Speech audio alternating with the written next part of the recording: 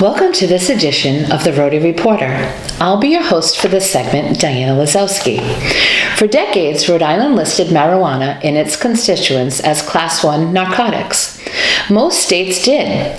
Back then, the government's war on crime dollars were generously spent on labeling sellers and users alike as criminals. Then someone in the state legislature decided that Little Rhody needed money more than it needed crime numbers. Ba-bam, as they say. Before long, the once forsaken weed was getting a PR makeover. In the old days, marijuana salespeople were also known as traffickers and pushers. Now they operate out of compassion centers rather than back alleys. Did I mention that the state's objective in all of this was income? To ensure that cash flow, state government has amped up the cost of getting into this new retail segment. In the process, our political leadership was unwittingly created one more lucrative niche where you gotta know a guy. Cigarettes are sold in every convenience store. Why not legalized weed? Well, because the $10,000 non-refundable application fee for a $500,000 annual license to make those sales put this SKU outside the reach of the mom and pop marketplace. Add that to the exceedingly tight restrictions which have been placed on the number of these compassion centers allowed. As year 2021 opens, there are six such licenses available statewide.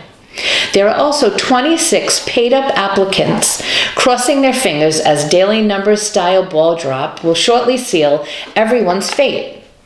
With that many well-heeled entrepreneurs in the running, there is little chance anyone on Smith Hill is thinking that while 10 licenses bring in $5 million per year, so do 100 at 50 grand or 1,000 at 5 Gs. The Department of Labor and Trainings currently lists 1,172 Rhode Island residents active as licensed plumbers. The number for electricians is 3 times that, so existing processes could manage the larger number of licenses.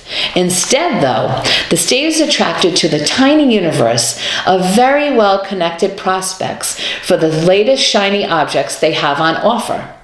Do you think for 1 second that all of those ex-Poles, lobbyists, brother-in-laws, and wealthy insiders will just sit and wait for the Powerball drawing they might lose? Smith Hill may be trying to tell you there's nothing to see here.